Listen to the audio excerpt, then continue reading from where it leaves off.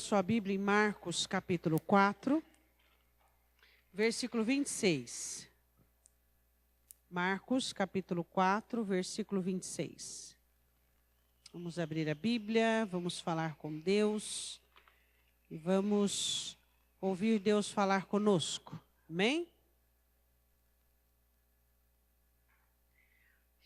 A colheita é algo que atrai muitas pessoas. Todas as pessoas gostam de colheita e querem colher. Só que quando você fala de semeadura, quando você fala de suor, quando você fala de situações árduas, fica um pouco complexo. As pessoas têm dificuldade de ter paciência, de investir. Porque não são todas as pessoas que trabalham com planejamento. Planejamento, ele não é uma bênção de todas as pessoas, mas ele pode ser buscado por aquelas que não têm. O nosso Deus é um Deus de planejamento. Você vê na Escritura que tudo que ele fez, ele trabalhou com planejamento. A semeadura, ela é um planejamento. Só que, infelizmente, pessoas que têm dificuldade de lidar com planejamento, têm dificuldade de lidar com semeadura. Marcos capítulo 4, versículo 26. E dizia: o reino de Deus é assim como se um homem lançasse semente à terra. Podeis assentar. Jesus usa diversas parábolas para nos explicar sobre inúmeras coisas. E ele usa diversas parábolas para nos explicar sobre o reino de Deus. Inúmeras. Você vai ver na Bíblia que existem diversas parábolas que nos explicam o reino de Deus. E ele começa a falar que o reino de Deus é como se um homem, ou seja, um trabalhador, semeasse semente na terra. Primeira característica de um semeador, ele é trabalhador. Quais são as características de uma pessoa que gosta do trabalho? As pessoas que fazem o trabalho com prazer. As pessoas que não trazem para o trabalho um jugo. Porque o trabalho é um prazer. Viver dá trabalho, relacionar-se dá trabalho, tudo dá trabalho. Então nós temos que olhar para o trabalho como uma questão de prazer, de investimento pessoal, não é? Então, quando eu e você sabemos que viver dá trabalho, nós não ficamos tão impressionados com o trabalho que a vida traz. É verdade ou não é? Hã? Viver dá trabalho. Um trabalho sozinho, 2 trabalhos casado, 3 trabalhos com um filho, 4 trabalhos com 4 filhos. E assim sucessivamente. Viver dá trabalho. Ser funcionário tem trabalho? Tem trabalho, tem o patrão, tem o gerente, tem o coordenador. Quer ser patrão? Tem muito trabalho, porque aí todos estão subordinados a você. Enfim, para onde você se virar, tem trabalho. Para todo gosto, número e gênero. Então, o que nós precisamos entender é parar de ficar pasmos e estáticos diante de uma situação que vai exigir de nós o nosso investimento pessoal. Eu quero começar a falar sobre as técnicas da semeadura nesse ponto. Você não pode ficar assustado quando a vida exige de você um investimento pessoal. Por quê? Porque isso se chama vida. Então, ele diz assim, como que é o reino de Deus? O reino de Deus é um oásis. O reino de Deus é um parque ecológico, o reino de Deus é um playground, o reino de Deus... Não, o reino de Deus, o exemplo é de um homem trabalhador. Se você está no reino de Deus, você tem que entender que o trabalho é algo que você vai ter. Você vai ter em toda área, em toda situação, trabalho. Então, quando situações dificultosas estiverem diante de você, não fique assustado, não fique achando que você é vítima, não fique achando que a vida não é justa comigo. Não, simplesmente entenda que você está ali para resolver. Simplesmente entenda que Deus lhe deu oportunidades inúmeras na sua vida, que são de decisões e de escolhas. O que eu decido? Eu decido isso, pronto. Ele diz assim... É como se um homem, eu queria que deixasse marcado, depois nós vamos voltar se der tempo, né? A minha Bíblia, essa daqui não tem. O reino de Deus é assim como se um homem lançasse semente na terra. Então tá, vamos analisar a comparação do Senhor Jesus. Eu quero que você vá comigo em 1 Coríntios. Vamos falar um pouquinho de semeadura. 1 Coríntios, capítulo 15. 1 Coríntios, capítulo 15, versículo 36. O apóstolo Paulo estava falando uma questão de teologia, ressurreição dos mortos, mas vamos aproveitar a explanação dele, que é linda, maravilhosa, dirigida por Deus, para nós sanarmos algumas questões. Eu vou dizer de novo, colher todo mundo quer, semear é só para trabalhador. Você sabia que tem gente que acha que ele é trabalhador porque ele sua, e porque ele vende, porque ele compra, porque ele negocia, porque ele vai. Mas ele está trabalhando por causa disso aqui, ó, retorno. O verdadeiro trabalhador aos olhos de Deus é aquele que investe pessoalmente. O verdadeiro, nós estamos falando de trabalhador, investimento pessoal, isso é trabalho. Você ir lá bater seu cartão, cumprir seu dia, fazer seu trabalho nas costas, está quase para aposentar, ou ter algumas questõezinhas lá de trabalho, isso aí você está fazendo para comer, beber, vestir. O verdadeiro trabalhador para Deus é aquele que tem condições de investir pessoalmente. Ele investe pessoalmente nas pessoas que o cercam e nas pessoas com as quais ele convive. Então o apóstolo Paulo diz em 1 Coríntios, capítulo 15, versículo 36. Insensato. Agora ele vai explanar a semeadura. O que tu semeias não é vivificado se primeiro não morrer. Diga, eu entendi tudo. Quando você pega um assunto para restaurar, e você vai ser o semeador, se não existir morte de sua parte, a semente não vai nascer. Você joga lá assim, ó, você que sabe, faz o que você quer da sua vida, porque eu estou obedecendo a Deus, e você joga a semente de qualquer jeito, não vai nascer. Você vai investir numa situação de família, você vai investir num filho, você vai investir no casamento, você vai investir em qualquer área da sua vida. Se você não morrer, não tem vivificação. Toda semeadura exige morte. Diga isso para o seu irmão. Traduza. Engolir sapo, tá bom? Brasileirado? Engolir sapo, tá bom assim? Engolir sapo, lagoa inteira. Por quê? Porque você vai fazer o quê? Você vai abnegar. Nesse sistema, nessa dinâmica de abnegação e de renúncia, você vai colocar para fora o orgulho, a arrogância, a prepotência. Por isso o exercício de morrer. Todo semeador tem que matar-se para dar vida àquilo que ele quer que vivifique. Se a mulher quer que o marido seja uma bênção, ela tem que mudar. O quê? Eu já faço tudo. Já trabalho de sol a sol. Aí é o discurso dos fracassados. Qual é o discurso do fracassado? É quando você fala com ele sobre a questão do que ele tem que fazer e ele reporta e vira o discurso para o outro. Esse é o fracassado. Quem são os vitoriosos? Os vitoriosos são aqueles que assumem a responsabilidade da mudança. Esses são os vitoriosos. Você vai conversar com alguém, mas você sabe que você... Não, eu não. É ele. Você quer e tal. É fracassado ele. Só os outros. Ele não. Então, o primeiro ponto da semeadura, você vai ter que abnegar, você vai ter que renunciar, você vai ter que engolir sapo, você vai ter que ser cego de um olho e surdo de um ouvido. Por quê? Porque a semeadura exige. Por isso que semear não é para qualquer um. Ser trabalhador, acreditar nos projetos, acreditar nas ações, acreditar naquilo que você... Então tá, você teve uma escolha, escolheu lá. Aí você chega daqui 1 ano, 2 anos, escolhi errado. Pé no balde. Espera aí, você escolheu? Tem que ser honrada as suas escolhas. Agora vai exigir trabalho. Acabou a lua de mel, agora é trabalho. Então vamos trabalhar. Então vamos fazer aquilo que tem que ser feito. Primeira situação. Segunda, versículo 37.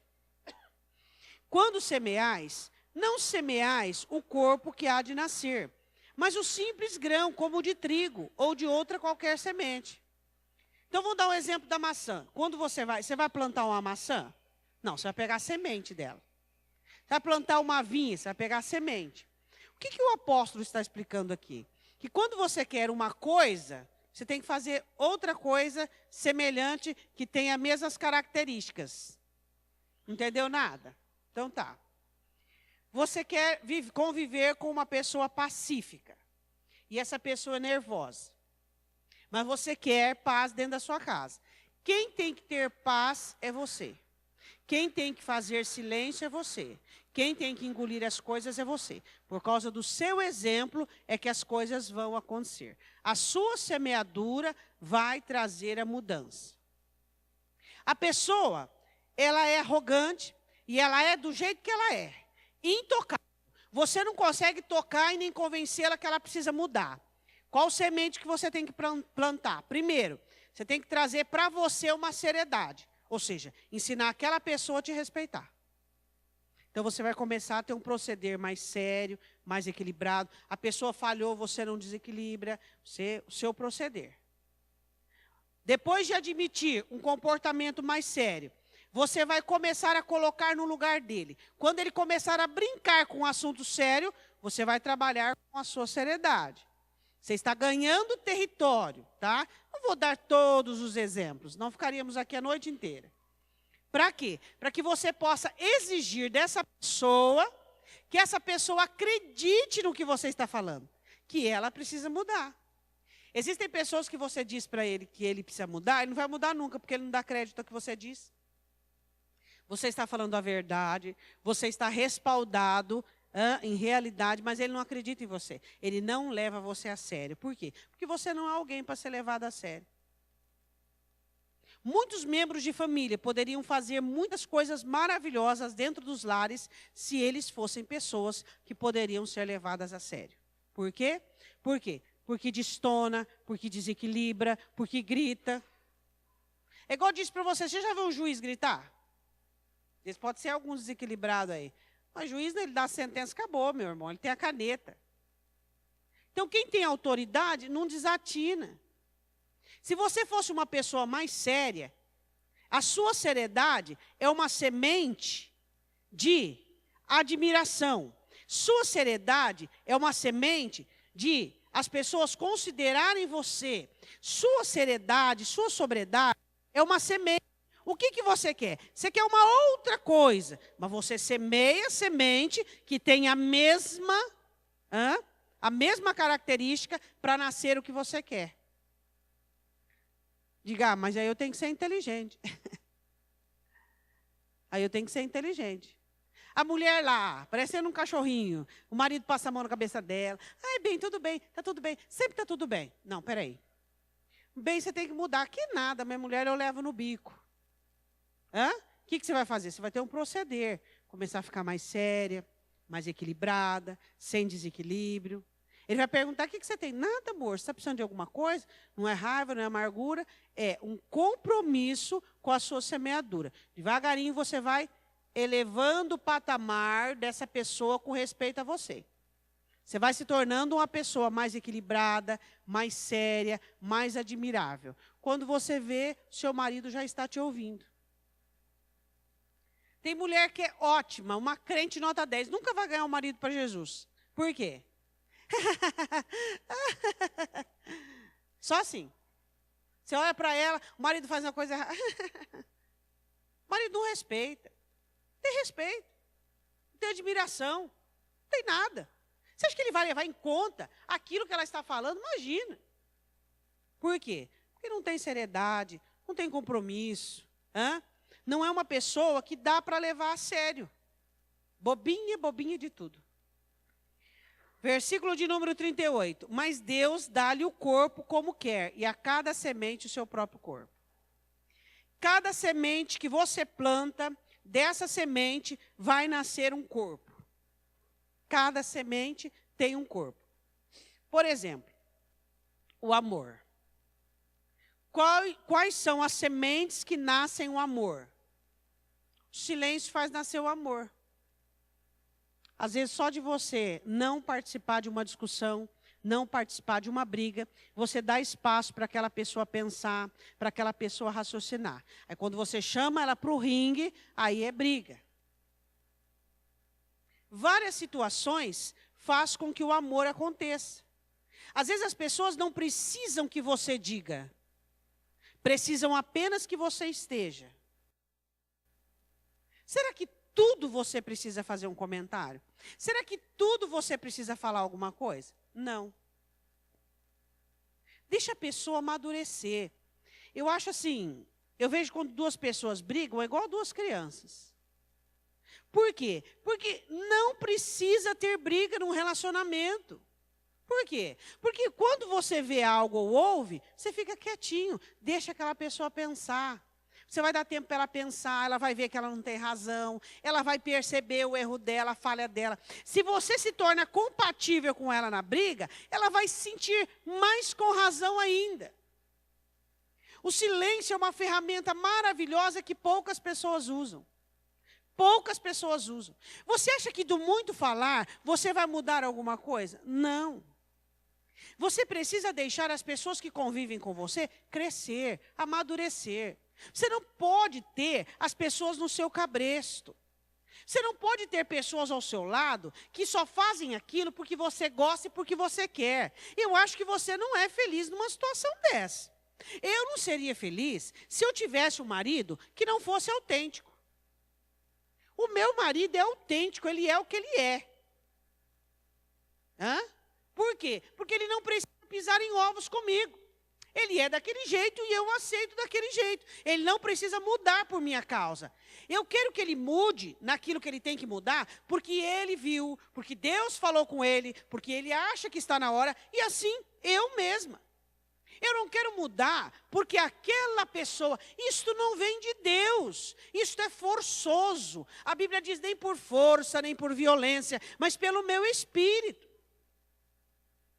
As pessoas precisam mudar porque elas estão incomodadas com a sua própria atitude, que não está funcionando, não está fluindo, não está deixando aqueles que ele convive feliz. É por isso que as pessoas têm que mudar.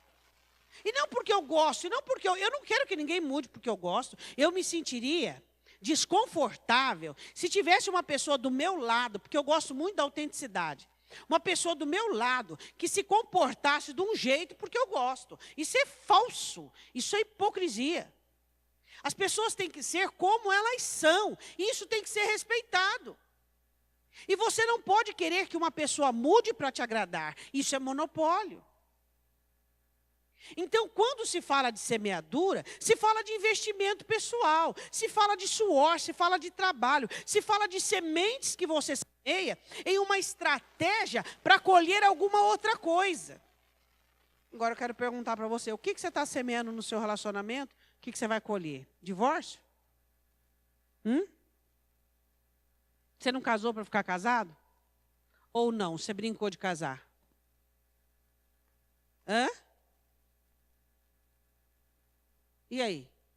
Tem um velho ditado que diz, quando um não quer, dois não briga. É ou não é? Mas meu casamento está mal, pastora. Mas está mal por quê? Porque os dois não estão fazendo a parte. Tem condição dos dois fazerem a parte? Me arruma um casal desse que eu quero tratar. Arruma, por favor, um casal que os dois querem ser participantes na restauração. Por favor, estou precisando.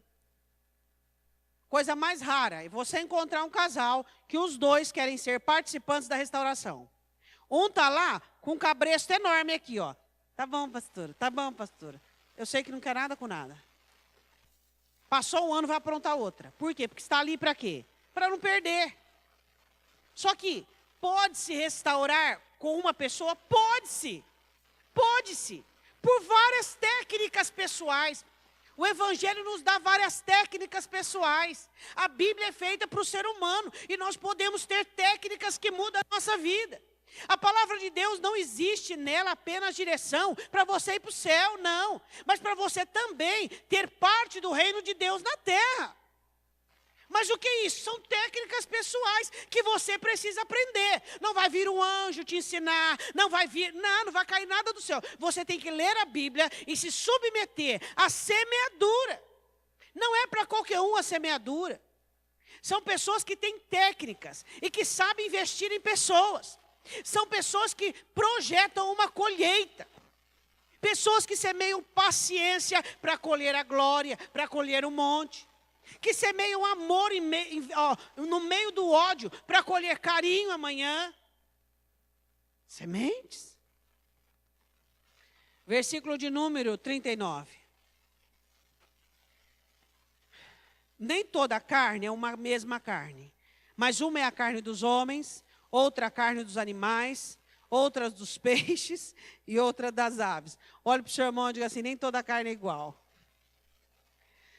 Não vamos espiritualizar isso aqui não, mas vamos carnalizar. Está falando de carne, vamos carnalizar. Nenhuma carne é igual. Motor quanto? 400? 280? Tem gente que você convive com motor 50, 80. Tem gente que fala para poder entender o que falou. E ele fala para te irritar, porque ele quer briga. Quanto que é o seu motor? Dinâmica de vida. Por que você não tem paciência com quem tem uma carne de contexto diferente? É ou não é? Você queria que todos fossem inteligentes como você? Você queria que todos fossem espertos como você? Que pegasse a coisa assim, Não. Nós somos diferentes. A nossa Constituição, ela é totalmente diferente. Existem pessoas que você precisa diminuir a linguagem. Existem pessoas que você pode. Existem pessoas que você tem que ficar confortavelmente. Por quê? Porque nós somos diferentes. Não adianta você querer exigir algo de uma pessoa, tá? Que te acompanhe. Por exemplo, o seu cônjuge não é tão inteligente como você. E você quer que ele acompanhe. Isso é ser soberba. É soberba. Por que Deus te colocou perto dele? Porque eu sou muito mais inteligente. Porque eu sou muito rápido. Nossa, que mulher lerda. Se não fosse essa mulher lerda, ela não te aguentaria a sua soberba, a sua arrogância, e assim sucessivamente. Nós temos um contexto de carne diferente. Mas é engraçado, eu acho isso engraçado no ser humano. Essa individualidade tão extrema, que as pessoas querem que os filhos, que o cônjuge alcance o patamar da perspectiva pessoal. Pelo amor de Deus, vai você alcançar a sua perspectiva pessoal? Quem tem que alcançar a minha perspectiva pessoal sou eu, não são os meus filhos. Quem tem que alcançar a perspectiva pessoal da sua vida é você. Não, porque eu quero porque eu gostaria. Você gostaria, mas não é, então encara a sua vida e pronto. Mas eu gostaria que o meu marido, gostaria ainda não é o paraíso. Você está na terra. Aceite a dinâmica pessoal diferenciada das pessoas que convivem com você. É um egoísmo da sua parte você querer inserir nas pessoas metodologia humana. Uma coisa é você inserir nas pessoas princípio, moral, conduta, excelência, nobreza. Isso é ótimo, todos nós temos que fazer. Temos que inserir os princípios. Está errado, não é assim. Posso te dar um conselho? Isso é o correto, isso é o que eu devo. Isso. Agora, você inserir, querer forçar as pessoas a ter a mesma metodologia humana que você, isso é injusto. Isso é injusto. Isso não pode ser. Eu vejo isso aqui marrom. Você vê bege, outro vê pálido, mas qual a diferença? Mas não é um púlpito? É um púlpito. Então tá bom, a cor não interessa.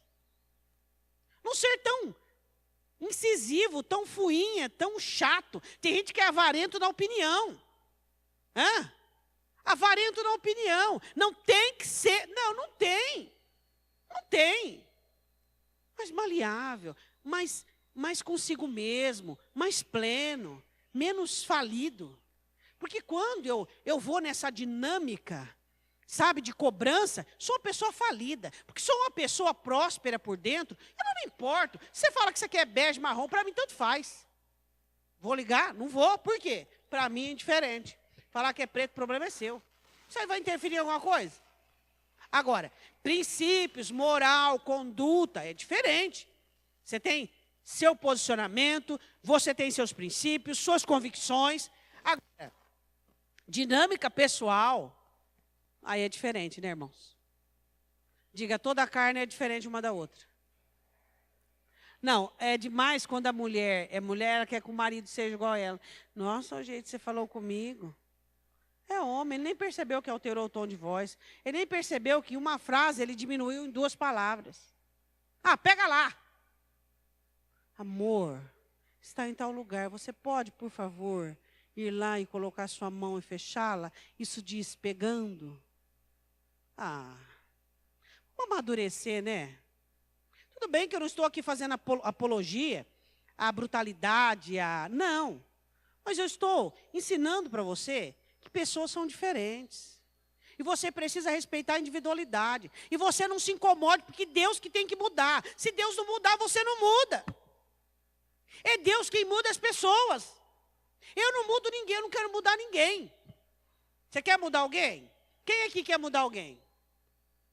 Falido. Toda pessoa que quer mudar outra pessoa está descontente consigo mesmo. Porque dentro de você tem tanto trabalho, não é não? Não tem? Próximo versículo, versículo de número 40. Há corpos celestes, corpos terrestres, mas uma é a glória dos celestes e outra a glória dos terrestres. Diga a diferença de glória. Você é bom numa coisa e o outro não é bom naquilo. Tem diferença de glória.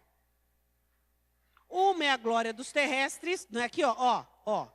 Corpos celestes, corpos terrestres, mas uma é a glória dos celestes e outra a dos terrestres. A diferença de glória.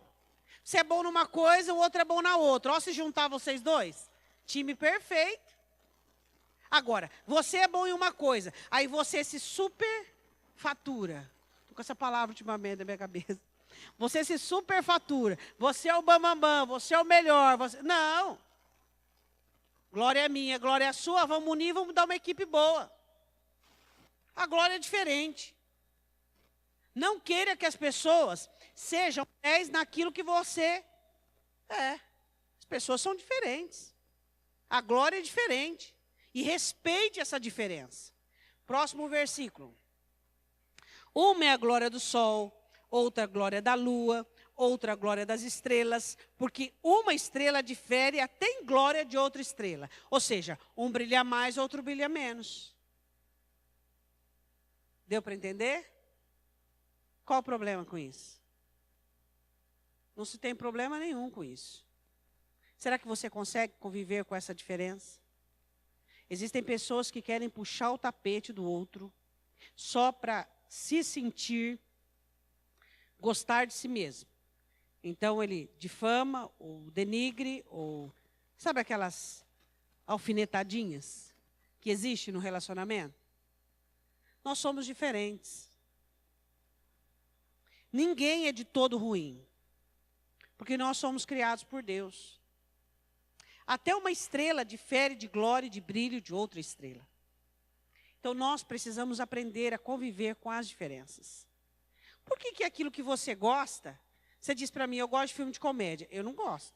Eu não acho graça de nada, é chato. Mas você gosta. Por que eu vou olhar para você e dizer, ai, pelo amor de Deus, eu não gosto. Você gosta, que legal, você gosta, que bom. Bom para você. Bom para você, ué. Agora, por que cada comentário existem pessoas que fazem questão de desmerecer o outro? Ah, isso aí, fala a verdade, isso aí é complicado, hein? Versículo de número 42, assim também, vamos pular o 42, que fala do contexto teológico. 43, semeia-se em ignomínia, ressuscitará em glória. Esse aqui é bom, hein? Semeia-se em fraqueza, ressuscitará com vigor. Você pode dizer amém? Explica isso para o seu irmão que está do teu lado. Que a semeadura é o quê? Ignomínia. Toda semeadura tem humilhação. Toda semeadura tem trabalho. Toda semeadura tem suor. Toda semeadura. Você vai investir em qualquer área. Não adianta você querer ser dono da verdade. Não adianta você querer levar tudo no peito. Leva no peito, mas do lado de dentro, dentro do coração. Entende? Toda semeadura é em humilhação, é em abnegação. Não existe, ó. Semeia-se em ignomínia, ressuscitará em glória. Semeia-se em fraqueza, ressuscitará em vigor. toda semeadura, é suor, é lágrima, é dificuldade, é oração, é jejum, é clamor, é renúncia. Não tem jeito de ser diferente. Você vai restaurar alguma coisa, você quer colher algo bom. Aí eu faço uma pergunta para você. Vou falar um exemplo de casamento. Você se casou, tá? Vocês dois lá, tu, primeiro casamento, primeiro ano, segundo ano. Nunca semeou nada. Quer colher o quê? Casamento não está dando certo. Você semeou alguma coisa? Só briga? Só discussão? Só o que eu penso? Eu penso, você pensa. Eu penso, você pensa, eu penso. Cadê o nós? Onde é que existe o nós aí? Existe nós? Existe nada. Cada um por si, o diabo por todos. É assim que deveria ser esse versículo? Hã? Diga para o seu irmão, cada um por si, o diabo por todos. Não é cada um por si e Deus por todos. Não, isso não existe. A comunhão é bíblica. A adequação pessoal é bíblica. Deus ordena a comunhão, mesmo sabendo que criou pessoas diferentes, com dinâmicas diferentes e com condições diferentes. A comunhão é uma ordem. Esse negócio de cada um por si e Deus por todos, isso é mentira. É cada um por si e o diabo por todos. Porque ele vai aprontar e bordar. Agora, se não houver essa ignomínia, essa humilhação, essa abertura, se não houver essa fraqueza, onde você vai se enfraquecer, que fraqueza é essa? Que fraqueza é? Vou falar a fraqueza que é. Você fazer o que não quer, você deixar de fazer o que acha certo, isso é fraqueza. Fraqueza, você enfraquece para fortalecer a semente. Não o outro. Não, ele está errado, ainda eu que vou. Olha, isso é ímpio, isso é conversa de ímpio. O crente diz, não, Senhor, eu vou aprender, eu vou me humilhar, eu vou semear em ignomínia, semear em fraqueza, e eu vou colher em glória e em vigor. Oh, aleluia. Diga amém. Aí ele diz assim, semeia-se corpo natural, 44, ressuscitará corpo espiritual. Se há corpo natural, há também corpo espiritual. Ou seja, tudo que você fizer terá uma repercussão espiritual. Toda semeadura terá uma repercussão espiritual na sua vida. Você semeia e você vai colher na sua vida aquilo que você plantou. Diga glória a Deus. Vá comigo um pouquinho em Gálatas, capítulo 6, versículo de número 7. O apóstolo Paulo diz uma coisa interessante. Deus não deixa que ninguém zombe dele. Não. O que é zombar de Deus? Escarnecer. É mais do que tentar. Ele diz assim, Gálatas 6, 7, não erreis.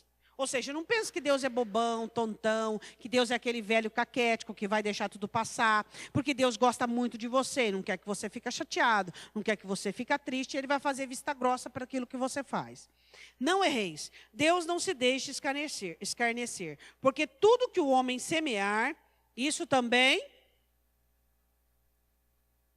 isso é dinâmica pessoal bíblica. Esse versículo faz parte de dinâmica pessoal bíblica. É aquilo que eu disse para você. Não, a palavra de Deus não traz apenas informações espirituais. A palavra de Deus nos ensina a ter uma dinâmica pessoal, a ter uma dinâmica humana. Tudo que você planta, você vai colher. Versículo 8.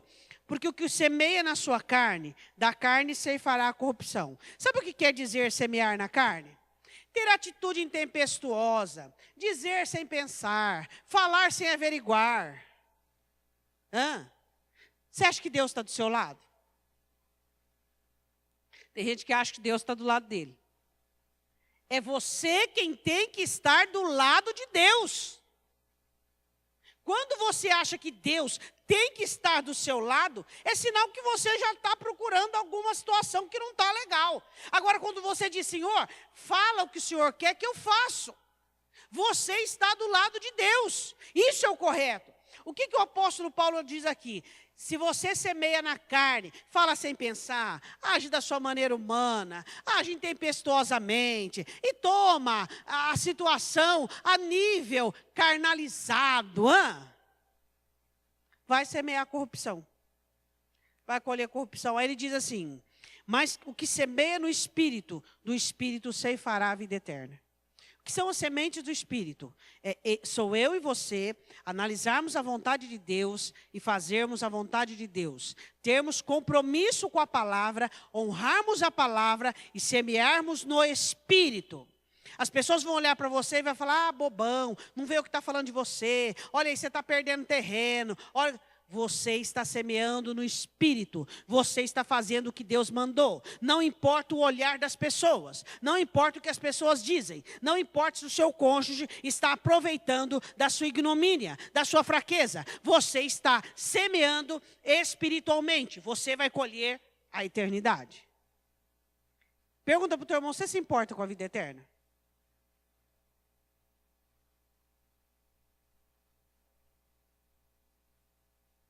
Hoje em dia as pessoas querem saber da terra, não é mesmo?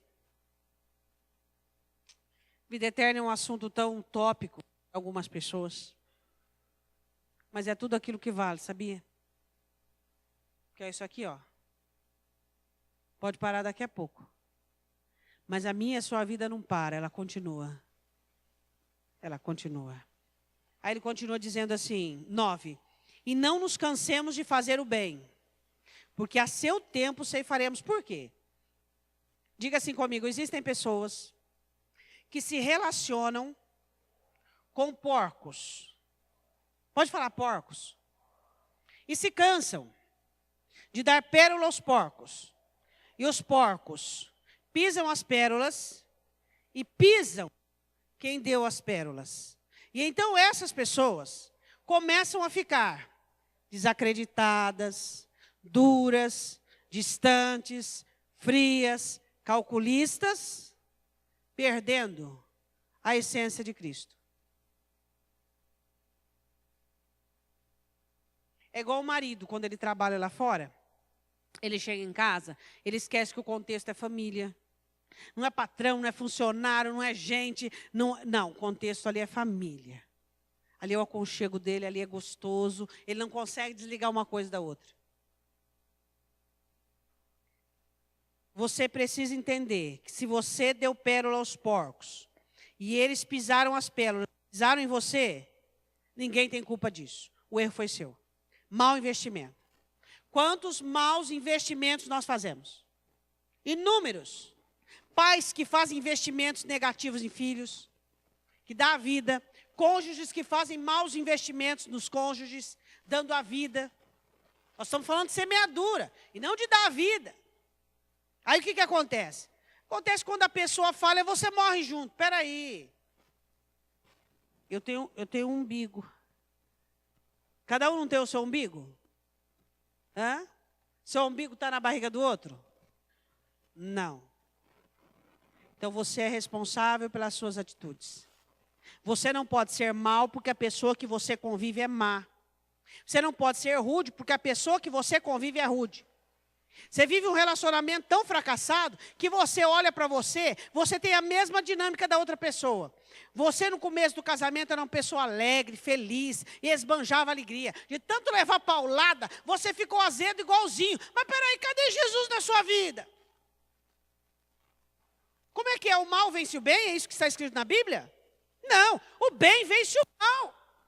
Só que enquanto a batalha está acontecendo, dá a impressão que você está perdendo. Por quê? Porque você está certo com conotação de errado. Porque você sabe, mas conotação de ignorante. Semeia-se em ignomínia e fraqueza, mas ressuscitará o quê? Em glória e em vigor. Esse é o semeador. É aquele que sabe usar as técnicas da semeadura. A impressão é que você está perdendo, a impressão é que você está na lama, a impressão é que, mas a impressão não ganha vitória. O que ganha vitória é semeadura. É você passar por omisso, mas você está ali orando diante de Deus, clamando ao Senhor. Isso é que ganha vitória. blá, blá, blá, não ganha nada, meu irmão. Aí ele diz assim, vou ler de novo. E não nos cansemos de fazer o bem. Será que você já cansou de fazer o bem? Golpes e golpes e golpes e golpes. Acabou os golpes? Não. Está vivo? Põe a mão no pulso, vê se está batendo. Olha o golpe. Vai vir. Vai vir. Vai vir decepção, vai vir cansaço, vai vir. Só que a Bíblia diz assim, ó, não nos cansemos de fazer o bem, porque a seu tempo ceifaremos, se não houvermos. Tem crente que está desfalecido, está desmaiado, desesperançado. Por quê? Porque o casamento não está dando certo, mas você está semeando. Você não está semeando. Como é que você quer que o seu casamento dê certo se você não está semeando? Pastora, mas eu levei um golpe da vida. Eu levei um golpe, eu achei que o marido era assim, que a esposa era assim, e não é. Ué, mas espera aí, você não semeou nada, agora está na hora da semeadura. Achou que ia pegar prontinho, achou que ia ser lua de mel. Espera aí um pouquinho. Vai ter que ter semeadura. Vai ter que ter investimento. Em tudo. Você só vai colher se você não desfalecer. Pastor, eu não vou, já estou desfalecido. Então, mas vai colher como? Não nos cansemos de fazer o bem, porque a seu tempo ceifaremos. Se. Tem gente que até semeia, sabia? Semeia, faz, mas ele vai se esgotando tanto, que ele morre e quando nasce, ele não consegue colher, porque se acabou na destruição. Diga, eu entendi. Volta comigo em Marcos capítulo 4, para nós terminarmos. Marcos 4, 26, nós meditamos no versículo 26, usando 1 Coríntios 15. Marcos 4, 26, e dizia, o reino de Deus é para a pessoa que gosta de trabalhar, comparado a um semeador. Como se um homem lançasse semente à terra e dormisse, se levantasse de noite ou de dia, e a semente brotasse e crescesse, não sabendo ele como. Como Deus vai fazer? Isso não é meu, nem seu, isso é dele. Você continua dormindo, alimentando-se, vestindo-se, trabalhando, mas a sua semente é colocada na terra. Seu investimento, seu empenho, mas a sua vida continua. A sua vida continua. A sua vida continua. Aí ele diz assim, não sabendo ele como. Por quê? Porque cada parte vai ter a sua participação. A terra, a semente, a chuva e assim por diante. Você acha que tudo depende de você? Você só lança a semente. Tudo o mais é Deus quem faz. Versículo 28. A terra por si mesma frutifica. Primeiro a erva, depois a espiga, por último o grão cheio na espiga. Diga comigo, paciência. Você tem paciência para vir a erva primeiro? A erva, ela é bem pequena, parece com todas, não tem fruto, não tem nada. Tão tica que você tem que ter um cuidado enorme, cercar para nenhum animal pisar. Porque é muito pequena ainda, está nascendo, é muito pequeno. Aí ele diz, primeiro a erva, depois a espiga. Ele está falando sobre o trigo. Depois aquele pendão que sobe. Depois da espiga, o que vai? Aí depois o fruto. Aí vem a ceifa. Paciência. Existem pessoas que vão morrer infelizes porque não são pacientes. Elas não têm paciência para esperar. Elas não têm paciência para as coisas se acomodar no lugar. Elas não têm paciência. É tudo assim, sabe? É o sangue no olho. É tudo do jeito que ela acha que é. É tudo de uma maneira repentina. É tudo daquela maneira que ela acha que tem que ser.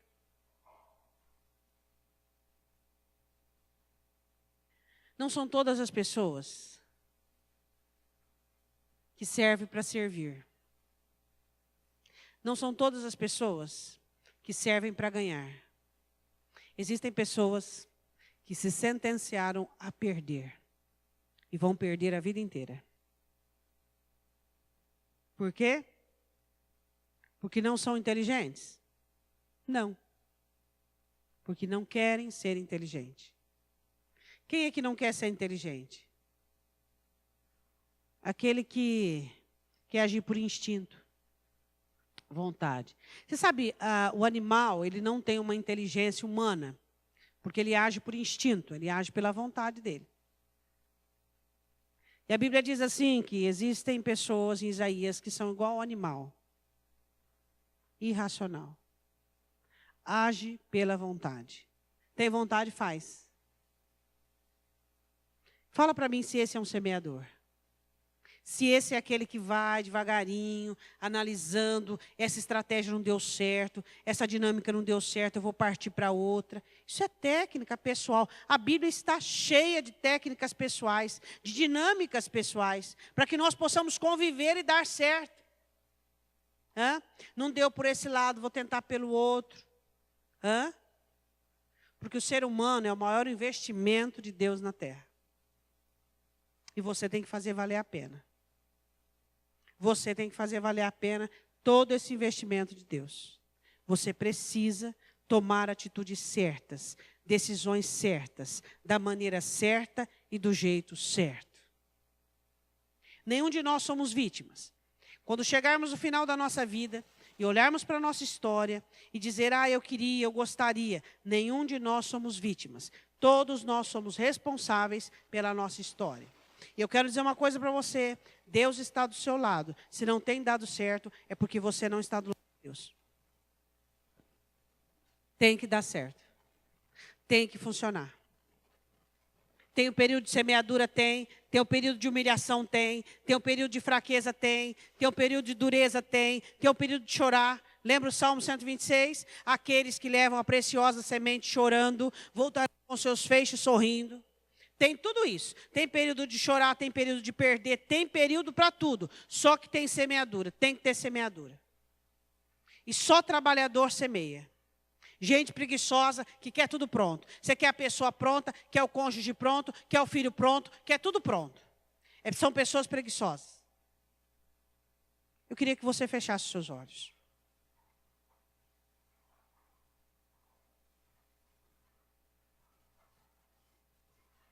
Pai, em nome de Jesus, nós precisamos de técnicas da semeadura.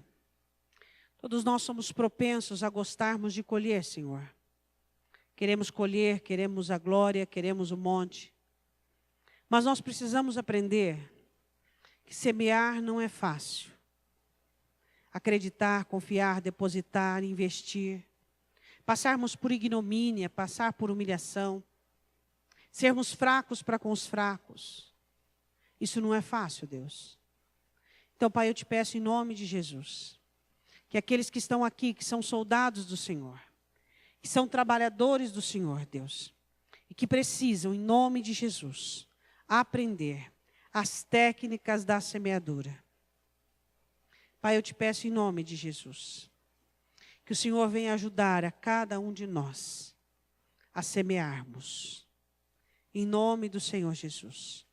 A continuarmos semeando, a continuarmos a fazer o bem. E a tempo iremos colher. Não permita que exista desistente no nosso meio, Pai. Não permita que as pessoas sejam desanimadas, sejam desinteressadas da semeadura. Deus, que as mães semeiem nos filhos, que os filhos semeiem nos pais, que os pais semeiem nos filhos, Deus, que os amigos nos amigos e assim sucessivamente.